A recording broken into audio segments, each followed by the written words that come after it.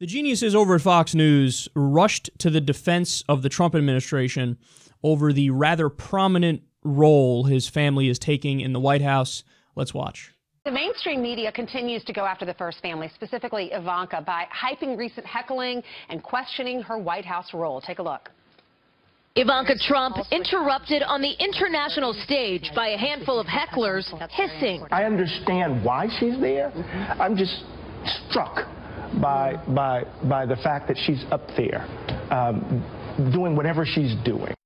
So why does the left continue to wage war on Ivanka and the first family? Here to weigh in on this is former Apprentice star and Trump supporter Aaron Elmore. Aaron, you made it so far in Apprentice, and you became very close with the family. I did. What are they like?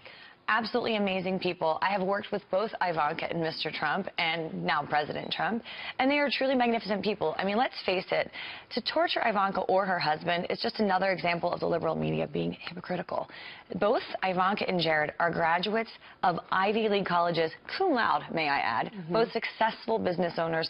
They're really, truly successful in their own right, which has nothing to do with nepotism. Registered independents, too. That's absolutely correct. But so they couldn't even go to the primary. Yet right. The left continues to attack them. And that kind of rhetoric, to be honest, there's a word for that, and it's called bullying. Oh, get over yourself. Why? I mean, this is like misleading on purpose. Bullying? It's bullying. Okay, so let's go back to the root of this. The root of this here was Ivanka Trump was in, I think it was Germany, and she was at this women's conference, and she's on stage with Angela Merkel, and there's an audience there, and she hails her father as some sort of feminist icon. So people in the crowd were like, no. So, but now they're like, oh, this is bullying because you disagreed with her and because she said something absolutely ridiculous. I mean, come on, man. Even if you're a Trump fan, really, you're going to say, oh, the things he's done for women are just great. I grab him by the pussy, quote, I don't even wait. Look, I was one of the people who was crystal clear from the beginning about that. The problem isn't that he said I grab him by the pussy, because if there's consensual pussy grabbing going on, that's what I call a good time.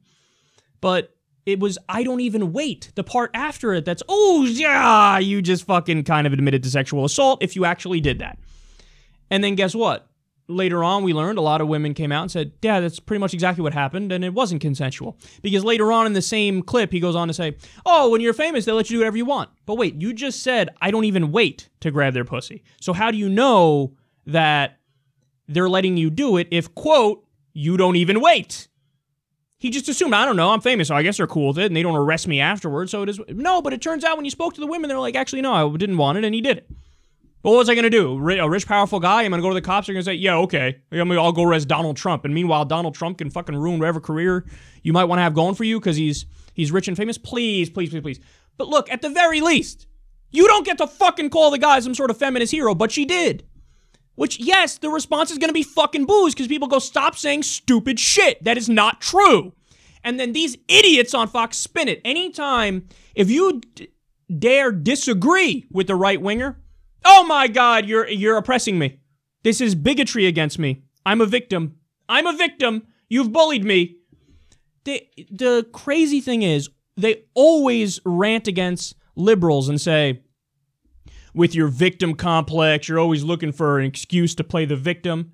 What the fuck do you think this is? Ivanka Trump and Jared Kushner are victims. And then she goes on to say, well, look, they went to good Ivy League schools, so obviously this isn't nepotism. Oh, really? Is that why they got their job? Because in the White House, because they went to good schools? That's the reason why? It's not because they're Donald Trump's family members and part of his inner circle? So it's not because of the nepotism, it's because of the good schools? You know how many people went to good schools and weren't hired by this White House? Oh my God, man, come on. The problem with this is nepotism. Could you imagine if Hillary Clinton was in there? Actually, I can imagine it because maybe it would have happened.